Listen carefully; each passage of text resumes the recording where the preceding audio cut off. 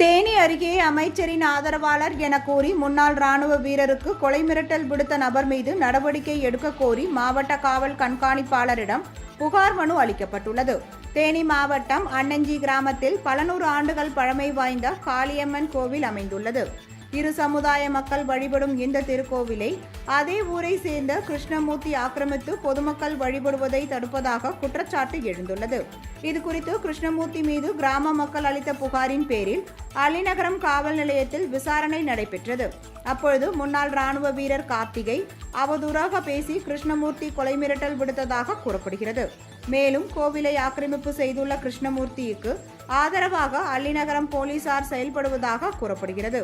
இந்நிலையில் இந்து மக்கள் கட்சி நிர்வாகி ஐயப்பன் தலைமையில் கிராம பொதுமக்கள் தேனி மாவட்ட காவல் கண்காணிப்பாளர் அலுவலகத்தில் புகார் மனு அளித்தனர். அதில் போலி ஆவணங்களை தயார் செய்து கோவில் நிலங்களை கிருஷ்ணமூர்த்தி என்பவர் ஆக்கிரமிப்பு செய்ய முயற்சி செய்ததாகவும், இதுகுறித்து கிருஷ்ணமூர்த்தியிடம் கேட்டபோது தான் அமைச்சர் பெரிய கருப்பனின் ஆதரவாளர் என்று கூறி மிரட்டுவதாகவும் தெரிவிக்கப்பட்டுள்ளது. இதேபோல் கிருஷ்ணமூர்த்தி மீது முன்னாள் ராணுவ வீரர் கார்த்திக்கின் மனைவியும் பாதுகாப்பு கோரி மனு அளித்தார்.